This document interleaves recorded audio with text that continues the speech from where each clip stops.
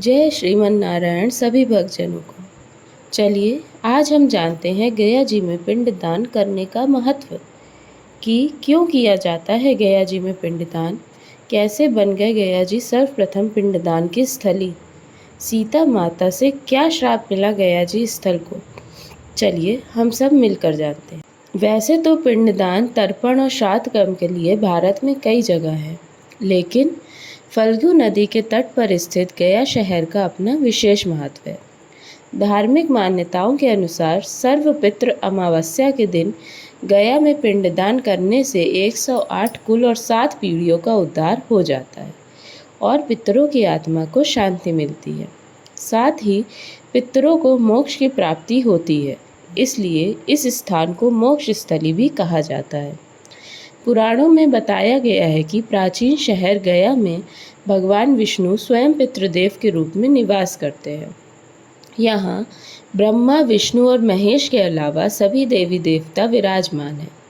तो फिर आइए जानते हैं गया में पिंडदान क्यों किया जाता है और इस तीर्थ स्थल का क्या महत्व है। पिंडदान, तर्पण और श्राद्ध कर्म के लिए भारत में कई जगह हैं, जिसमें बिहार के गया का स्थान सर्वोपरि माना गया है।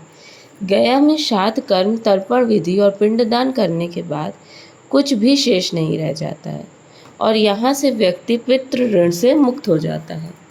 गया का महत्व इसी से पता चलता है कि फल्गु नदी के तट पर भगवान राम और माता सीता ने राजा दशरथ की आत्मा की शांति और मोक्ष के लिए यहाँ पर श्राद्ध कर्म का पिंडदान किया था। साथ ही महाभारत काल में पांडवों ने भी इसी स्थान पर श्राद्ध कर्म किया था। बताया गया है कि प्राचीन शहर गया में भगवान विष्णु स्वयं पितृदेव के रूप में निवास करते हैं।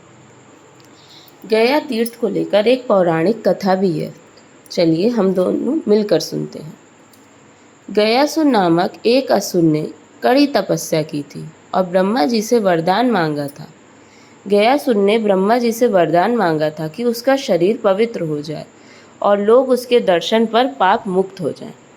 इस वरदान के बाद लोगों में भय खत्म हो गया और पाप करने लगे।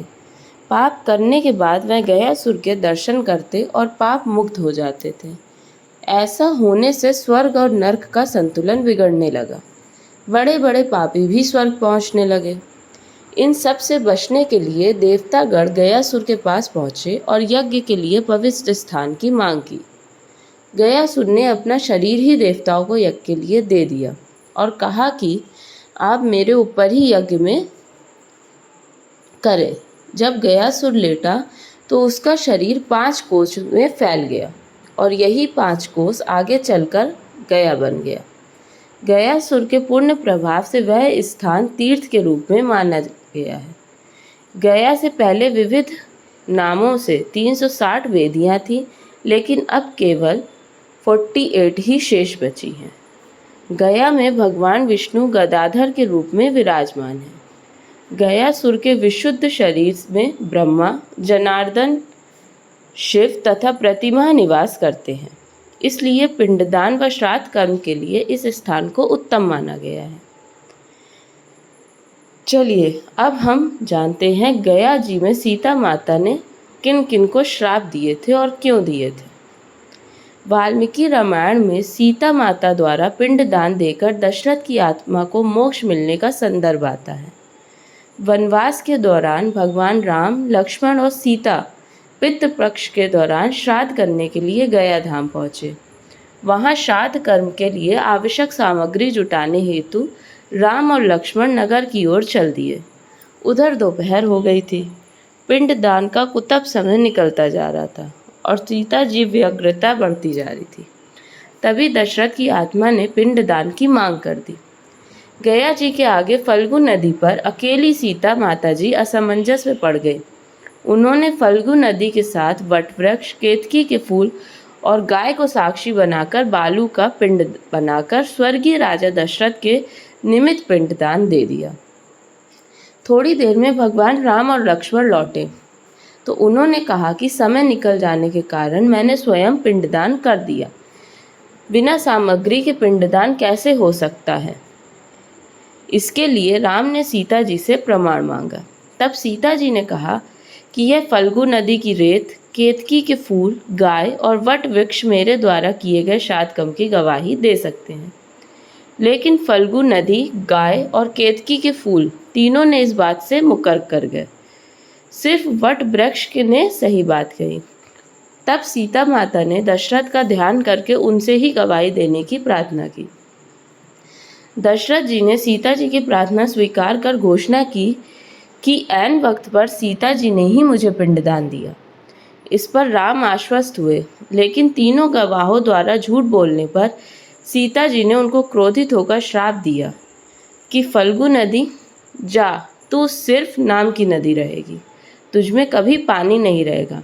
इस कारण से फल्गु नदी आज भी गया में सूखी रहती है।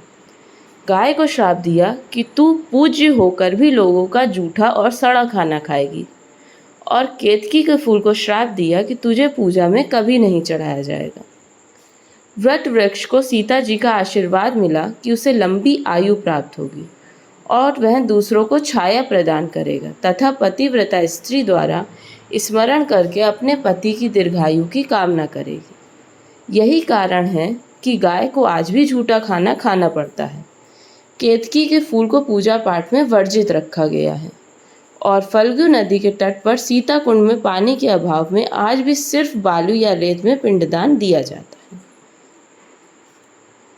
लेकिन मान्यता ये है कि यदि इस स्थान पर पितृ वृक्ष में पिंडदान किया जाए तो पितरों को स्वर्ग की प्राप्ति होती है।